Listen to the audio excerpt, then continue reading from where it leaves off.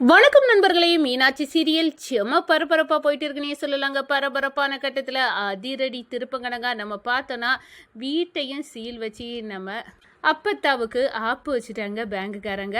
நம்ம கடன் வாங்கினதுக்காக திருப்பி கட்டலை, அதனால நாங்கள் வச்சுட்டோம், இப்போ வீடும் உங்களுக்கு இல்லை அப்படின்னு இருக்க நேரம் நெருக்கடியாக நிற்கிறாங்க நம்ம அப்பத்தா ஃபேமிலி.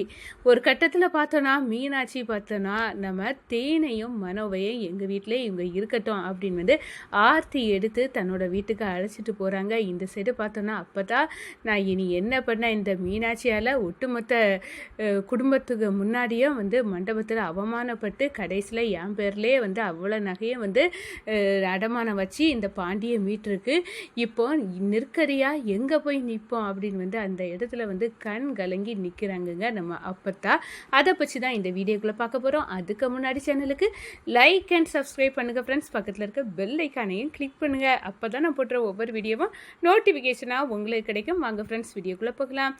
ஃபஸ்ட்டு எடுத்த உடனே பார்த்தோன்னா ஒரு செம அதிரடியான பரபரப்பு கட்டம் தான். பரபரப்பான கட்டத்தில் நம்ம மீனாட்சி அழகாக எல்லா நகையும் அக்கா கண்டிப்பாக அவள் போகிற வீடு அவள் வாழ வச்சதை தான் இருக்கணும். அவளால் அவள் வந்த நேரத்தில் வீடே ஸ்தம்பித்துட்டு கண் கலங்குது அப்படின்னு இருக்கக்கூடாது. அதனால் என் அக்கா நகை எல்லாமே அப்பத்தா உங்கள் பேரில் நீங்கள் அடமானம் வச்சு நீங்கள் பணத்தை வாங்கிக்கலாம் அப்படின்னு ஒரு முடிவை சொல்ல நேரம் நம்ம தேவி சொல்கிறாங்க, அப்பத்தா யோசிக்காதுங்க, என் கணவர் வெளியே இருக்கணும், அதுக்காக இந்த வேலையை பண்ணுங்க அப்படின்னு அந்த இடத்துல நம்ம அப்பத்தாவை சைன் பண்ண வச்சு பாண்டிக்கு கொடுக்க வேண்டிய ரூபாயை செட்டில் பண்ணிடுறாங்க. ஒரு கட்டத்தில் பார்த்தோன்னா வீட்டுக்கு இனி மாப்பிள்ளையும் பொண்ணையும் அழைச்சிட்டு போகலாம் அப்படின்னு நிற்க நேரத்தில் தான் ஒரு பெரிய இடி நம்ம அப்பாத்த தலையில் உழுது அப்படின்னு சொல்லலாம். பேங்குக்காரங்க வீடை அடமானம் வச்சதுக்கு பூட்டி சீலை கொண்டு வைக்கிறாங்க. எதுக்காக நீங்கள் இப்போ ஒட்டுறீங்க அப்படி இப்படின்னு கேட்டு பார்க்குறாங்க. என்னது, பேங்கில் கடன் வாங்கி அதை திருப்பி கேட்டால் தான் சும்மாயே விடுவாங்க, அதுக்காக தான் இப்போ ஒட்டுறோம் அப்படின்னு அந்த இடத்துல வீட்டில் சீலை வைக்கிறாங்க. இந்த சைடு பார்த்தோன்னா ஒட்டுமொத்த குடும்பமாக போகிறதுக்கு வழி இல்லாமல் நடு தெருவில் நிற்கிது. அப்போ தான் நம்ம தேனு கண் கலங்கி பார்க்குறாங்க. என்னடா கூத்து, இப்படி ஒரு குடும்பமாக, இதுக்கு வாக்கப்பட்டு அவலத்தையும் இழந்திருந்தாலும் கட்டாது போல் இருக்க அப்படின்னு நினைக்க நேரம் தான் எல்லாம் ஒட்டுமொத்த வேறு அந்த வீட்டில் உள்ளவங்க சைன் பண்ணணும். லாஸ்ட்டில் உள்ள ஆள் ஜீவா இந்த சைன் போட்டு முடிக்கணும் அப்படின்னு அந்த ப்ராசஸுக்கு சீல் வைக்கிறதுக்கு சொல்கிறாங்க. ஒரு கட்டத்தில் பார்த்தோன்னா ஜீவா யார் அப்படின்னு எதிர்பார்த்துட்டு இருந்த நம்ம மீனாட்சிக்கு நெத்தியடி தான் பார்வையில் திருடேன், ஒன்றுக்குமே ஆகாத்தவன் அப்படின்னு முத்திரை குத்துன இந்த மனுஷன்தான் ஜீவா தான் இவரோட அண்ணனா, எங்கள் அக்கா வாழ போகிற வீட்டில் உள்ள ஆள் நபரா இவர் அப்படின்னு அந்த இடத்துல தூக்கி வாரி போடுது. ஒத்துமொத்த குடும்பமாக இப்படி ப்ராடு பண்ணி என் அக்காவை ஒரு நல்ல வீட்டுக்கு கட்டி கொடுக்கணும் அப்படின்னு ஒன்றும் தெரியாத அப்பாவி அக்கா போகிற இடம் இப்படியா இருக்கணும் அப்படின்னு தலைப்பாடாக மீனாட்சி அடிச்சுக்கிட்டாங்க. அதே நேரத்தில் நம்ம அப்பத்தா அப்படியே விழிப்புதிங்கி நிற்கிறாங்க. நம்ம போட்ட கணக்கு ஒன்று, இப்போ நடந்த கணக்கு ஒன்று, இது நம்ம லிஸ்ட்டிலே இல்லை, இது இப்படி நடந்து போச்சு, இப்போ என்னடா பண்ண அப்படின்னு அந்த இடத்துல மாப்பிள்ளையும் பொண்ணும் போகிறதுக்கு வழி இல்லாமல் நடு தெருவில் நின்னது மாதிரி மொத்த குடும்பமும் நிற்குது. என்னடா பண்ண, ஒவ்வொருத்தர் செய்த வினையால் நம்ம குடும்பம் சீராக அழிஞ்சு இப்படி சிரிப்பாக சிரிக்குது, அந்த அளவுக்கு இப்படி இருக்குது, இப்போ என்ன பண்ண அப்படின்னு அந்த இடத்துல துடிக்கிறாங்க.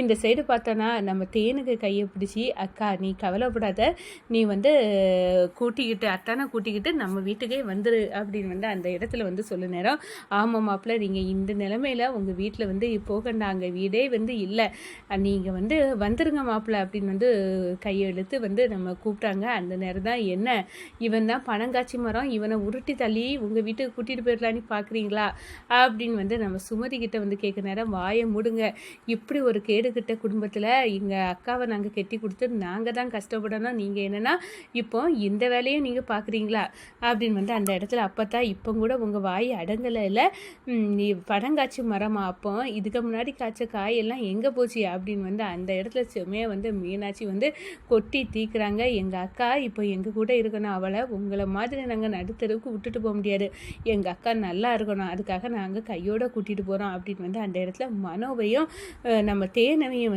நாங்கள் எங்கள் வீட்டுக்கே வாங்க அப்படின்னு அந்த இடத்துல மீனாட்சியும் சுமதியும் அழைச்சிட்டு போகிறாங்க. ஆர்த்தி எடுத்து நம்ம மீனாட்சி வரவேற்காங்கன்னு சொல்லலாம். இந்த சைடு பார்த்தோன்னா அப்படியே பேயறிஞ்சது கணங்க அப்பத்தா வந்து நிற்கிறாங்க.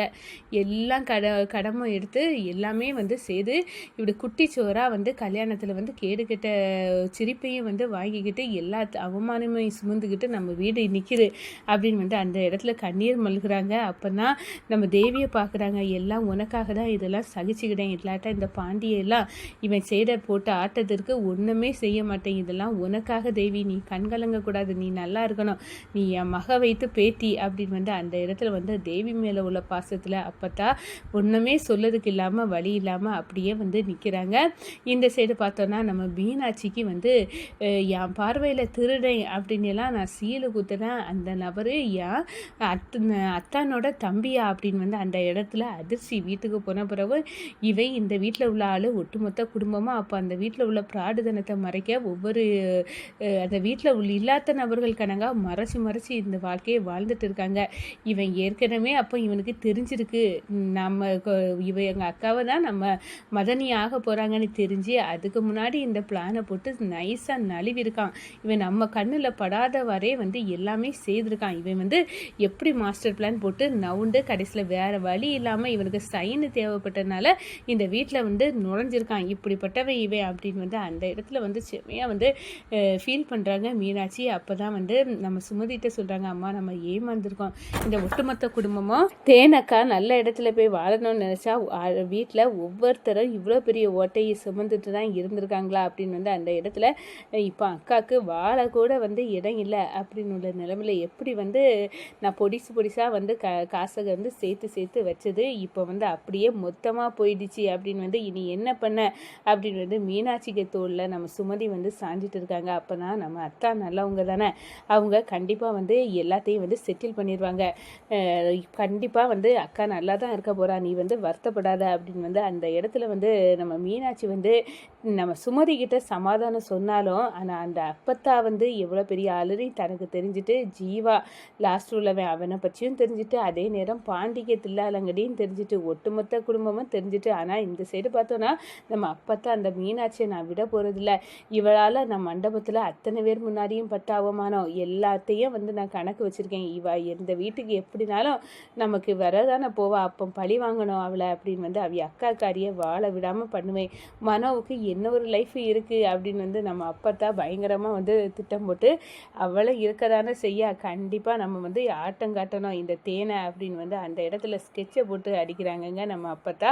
ஆனால் தற்சமயம் பார்த்தோன்னா வந்து அழுதுகிட்டே வந்து இனி என்ன பண்ணலாம், வீட்டையும் வந்து சீல் வச்சு எடுத்துகிட்டு போயிட்டாங்க, இப்போ எங்கே போய் வந்து நம்ம அடைக்கலம் புகுந்த அப்படின்னு வந்து அந்த இடத்துல வந்து யோசிக்க ஆரம்பிச்சிட்டாங்க. இந்த சைடு பார்த்தோன்னா கல்யாணத்தை நிப்பாட்ட முடியலை, நம்ம குட்டி எல்லாம் வெளிப்பட்டுட்டு அப்படின்னு வந்து நம்ம அகிலாவுக்கு கோபம் தாங்க முடியலைன்னு சொல்லலாங்க.